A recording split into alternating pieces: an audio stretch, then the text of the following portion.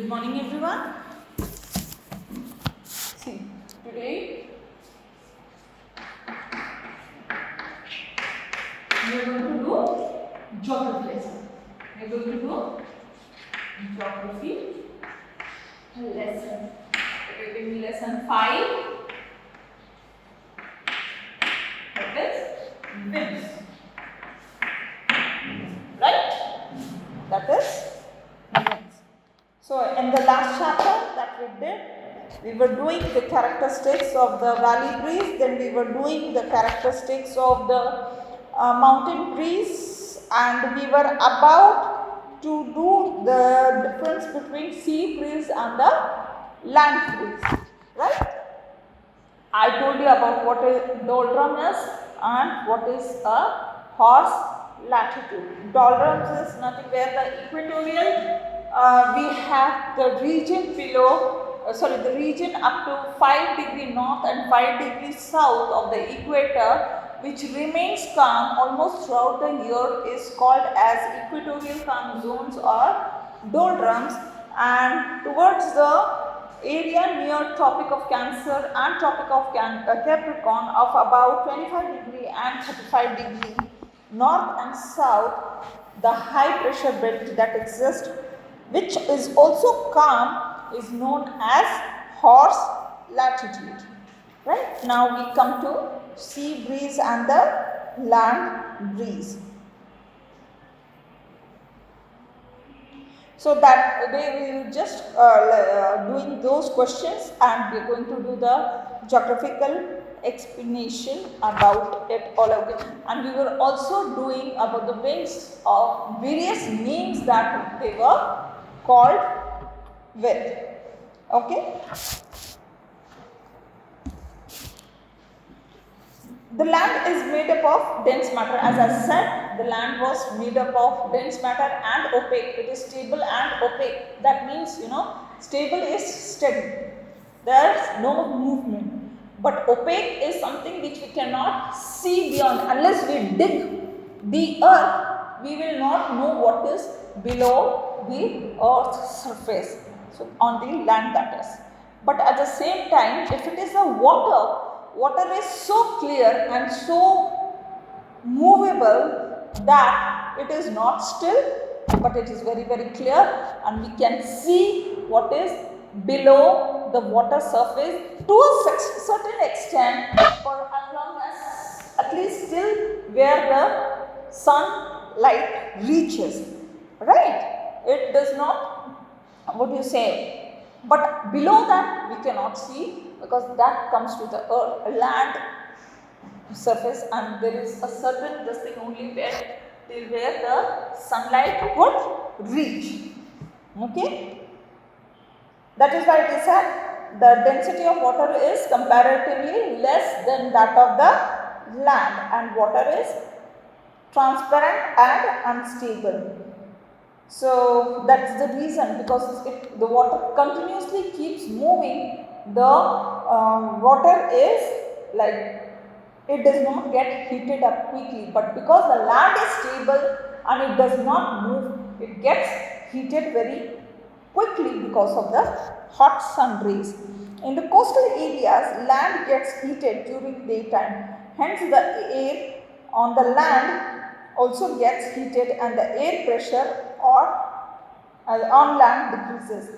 The sea water gets heated slowly, hence the air is less heated and the air pressure remains high. Winds blowing from the sea towards the land are called sea breezes. So please, if you can underline this. And there's one thing before I want to tell you again. I have been telling you right from the beginning, and again I will tell you this. Please read the textbook very, very carefully. Every question that is given at the back of the book, you have the answer in your textbook. It's pure, simple language which you will understand clearly. You don't even have to refer to any, reference books or anything else. For me, if I would have been you, that is, if I would have been a student, I would have simply read the chapters not once, twice. and continuously I keep telling you, wherever I feel that this is important, I ask you to mark it as important. So like in this I forgot to tell you that the characteristics of the valley breeze, as I said, this is a homework and we'll discuss it after some time.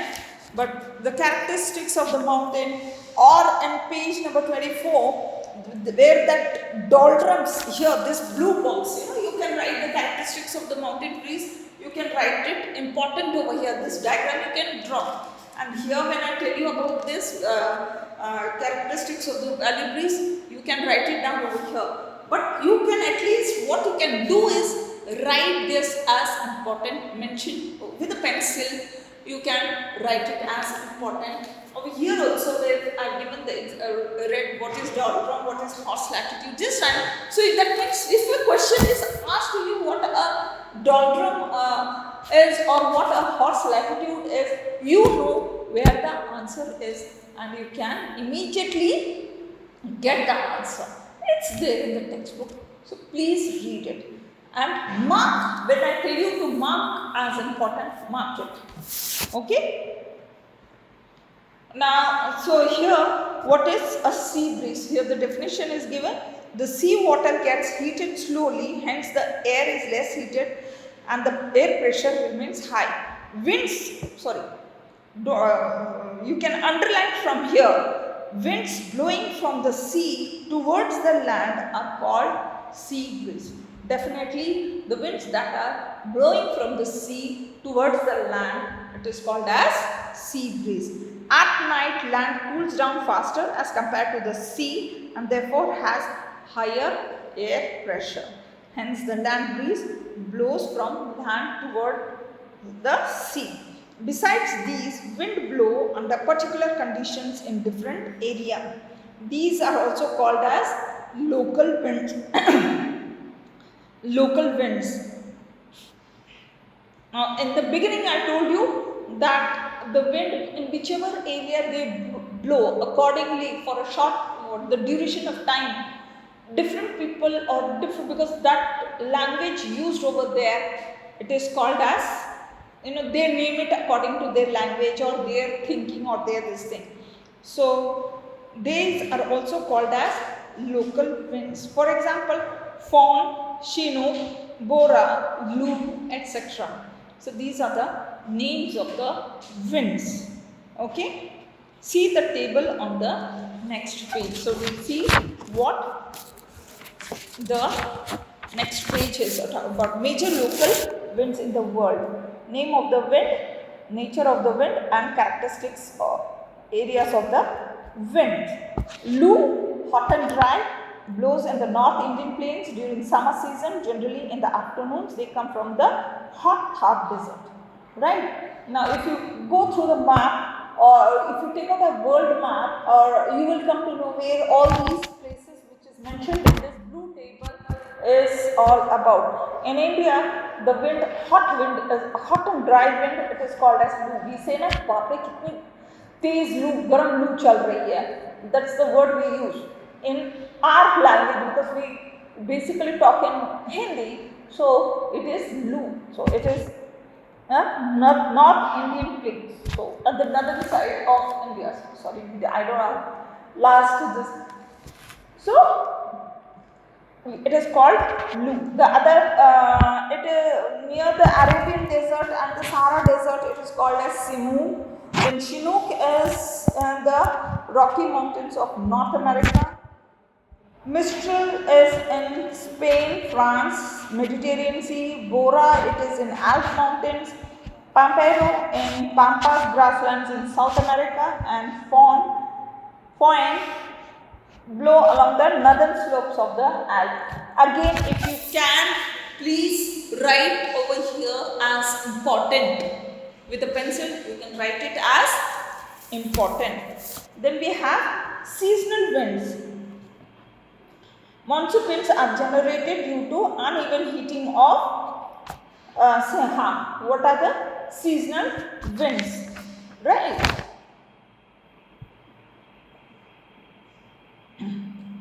We have the monsoon this thing.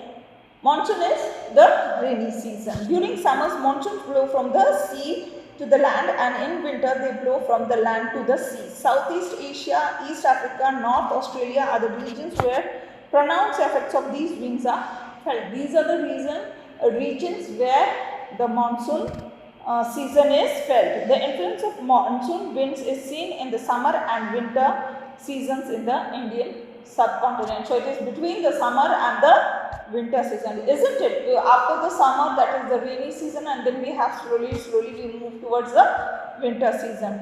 Due to these winds, the Indian subcontinent experiences monsoon, rainy and retreating monsoon seasons apart from summer and winter. Basically, we have 4 seasons, isn't it? Basically, we have 4 seasons, that is summer, winter, autumn and spring, isn't it? But somewhere, and it is not everywhere, but somewhere in between we also have a season called as monsoon season. So that basically makes, if this is 4, then this basically makes us 5 seasons. 5 seasons. You might have, according to your calendars, you might have a lot of seasons, but when we talk or we are talking about a textual form, textual subject, then we have only 4 seasons, and because monsoon is included, whether it is rainy season, that is called as 5 seasons we have in total. The influence of monsoon winds is seen in the summer, right? Okay, monsoon winds are in fact sea and land breezes blowing on a large scale.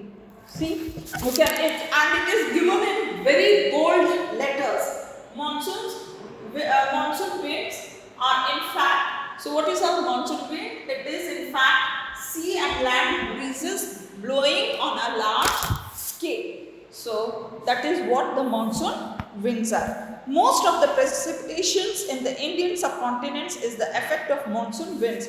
After crossing the equator, they blow from the southwest towards the Indian subcontinent during the period from June to September. They are called the southwest monsoons. They are full of moisture because it is rainy, so it is bound to be moisture. From September to December, because of the low pressure area developing near the equator, winds blow from the Indian subcontinent towards the equator. These are called the northeast monsoon winds. They are dry winds. Okay. So, and then we have cyclones. Now, what is a cyclone? Cyclonic conditions are created when a low pressure area is surrounded by high pressure area. So, if you can see before that with a pencil, you can underline this, after crossing the equator, they blow from the southwest towards the Indian subcontinent during the period from June to September. They are called the southwest monsoons. They are full of moisture. Please underline this. Then from September to December, because of the low pressure area developing near the equator, wind blows from the Indian subcontinent towards the equator. These are called the northeast monsoon winds. They are dry winds. Underline with your pencils. Now the next point, after monsoon we come to cyclone. After monsoons we come to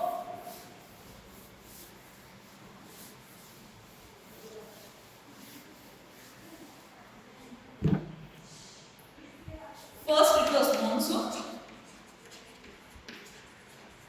then we have second one is cyclone. Okay, so now what is a cyclone? See, please underline, it is very first line only it is described. Cyclonic conditions are created when low pressure area is surrounded by high pressure areas. In these conditions, wind starts blowing towards the low pressure area from the surrounding high pressure area. Due to the rotation of the earth, the cyclonic winds in the northern hemisphere move in an anti-clockwise direction. whereas they move in a clockwise direction in the southern hemisphere. So in the northern hemisphere, see, in the northern hemisphere they move anti-clockwise. Like if this is the clock, right? If this is the clock, then we say this direction is the clockwise. But if it is anti-clockwise, that means it is moving from this direction, right? This is the clockwise. This is clockwise. And moving from here, this is the anti-clockwise.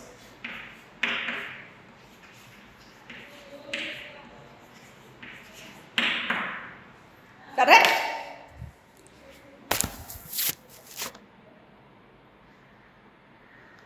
So, and then northern hemisphere they move anti-clockwise, or should I say in the northern hemisphere it is anti-clockwise, and in the southern hemisphere it is clockwise. During a cyclone, the sky is cloudy, of course, because it's going to be, pouring heavy, rains and all. Winds blow with a very high velocity, that is with very high speed, and it rains heavily. That is why it is called, it's very, very cloudy during the cyclone. Okay, that's the reason. The duration, velocity, direction and place of origin of these winds is unpredictable. That means you cannot predict from which direction it is coming. So see the image of a cyclone obtained by a satellite in figure 5.8. Now if you see this 5.8, this diagram of a cyclone is taken from the satellite. It is taken from the satellite as to how a cyclone looks like. So they have given a very clear picture of this thing. And here the value of air pressure in millibars is given clockwise and anti-clockwise. Okay. So you have to go through the diagram. On weather maps, the center of a cyclone is represented by letter L. A cyclone system moves from one place to another. Then we have cyclonic storms. Cyclones occurring in the western part of the Pacific Ocean along the coast of Japan, China, Philippines, etc. are known as typhoons. Now what the cyclones have, they have different names. So the cyclones coming from the western part of the Pacific region, that is from the Pacific Ocean. So we have countries like Japan, China, Philippines, they are the countries. So over there, cyclone is known as typhoon. Third one is typhoons. Third one is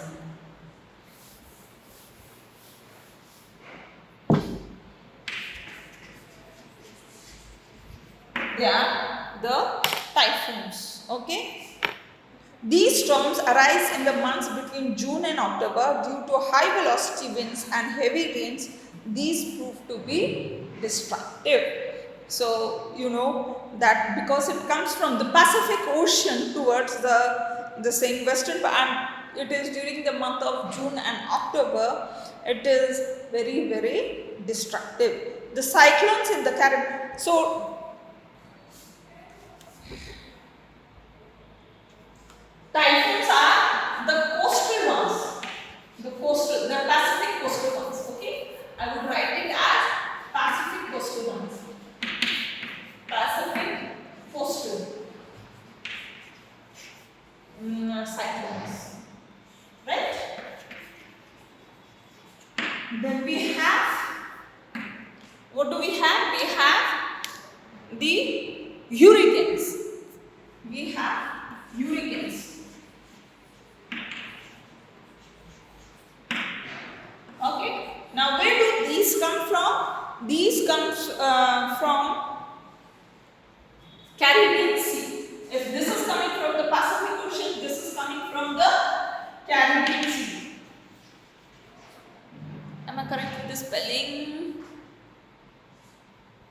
Caribbean. It's double B.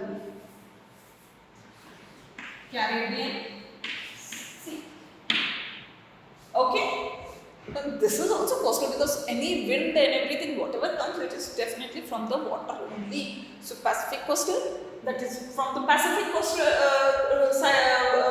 it comes, it is called as typhoon, and if it comes from the Caribbean seas, it is called as the hurricanes.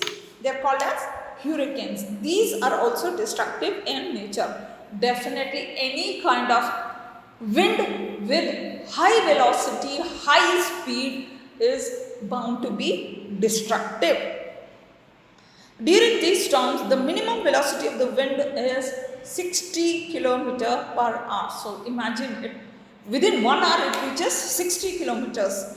Cyclones also originate in the temperate zone, but they are not so powerful and hence are not destructive.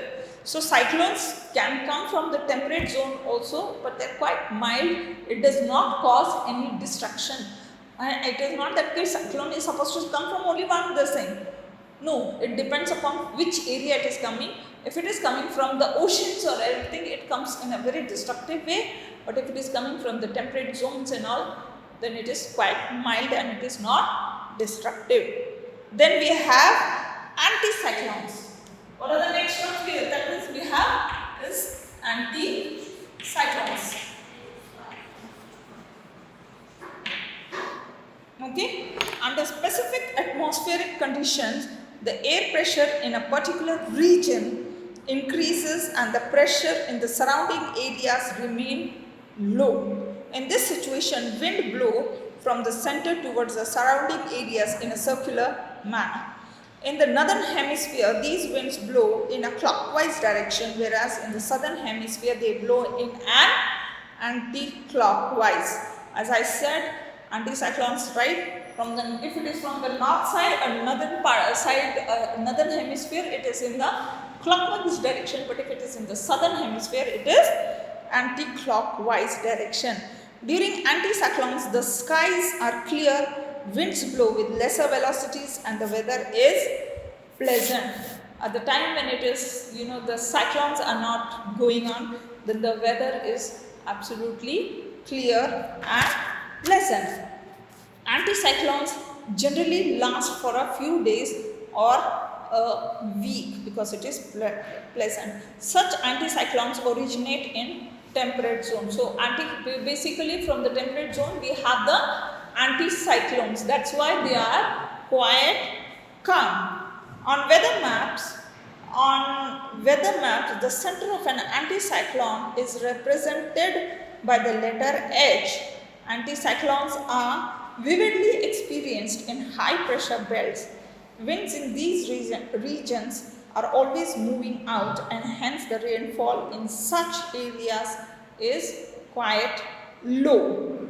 Now here they have given, the diagram of the value of air pressure in millibars. Okay. So see, if you see very carefully over here, that letter H is given, which represents the anticyclone. Okay, that means there is anticyclone and it is quite normal or quite low. Then naming the cyclones. So we have cyclones occurring in different parts of the world are assigned different names. That's what I said. Like in the blue box over there in on page number 26, we have various names that are given. A list of names is prepared for each of the oceans or its parts. Names in the list are suggested by the countries in the region of that ocean. If the wind speed in the storm exceeds 33 knots, 60 kilometers per hour, the cyclone is assigned a name. Names make it easier for us to remember a particular storm. So definitely when as long as it is we are least bothered, we are like okay. But if it is, with full speed, it takes on its this thing and it crosses the limits of 33 knots. 30. Should I write it over here? 33 knots or 60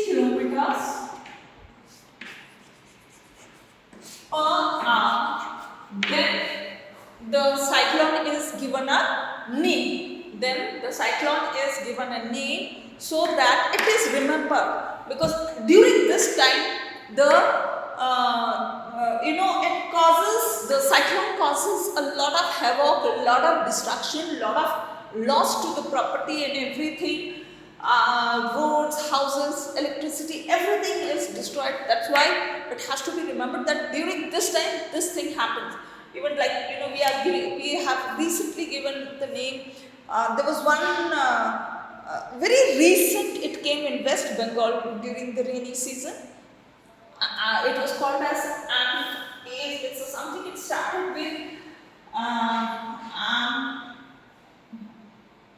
Amphion or something like that. It is with Amphal. It was given as Amphal. I think that's the name. But to be very sure, I'll do it in the next class. It is Amphal. Amphal wind, because this caused a lot of destruction in Bengal just about a month back, where our Honorable Prime Minister PM Modi went to see what are the destructions caused. So Amphan winds or Amphan cyclone, we could call it as. Before that we had tsunami. All these names are given because their speed had crossed 60 kilometers per hour or 33 knots, and that's why the names are given, so that we are remembered. So Amphan winds were the one, or Amphan cyclone was the name given to the one which we had recently in the last month back. Now with that we have come to the end of the chapter, lesson wind, lesson number 5, winds. Okay, whatever few things are there, I'll touch it up in the next class. Thank you.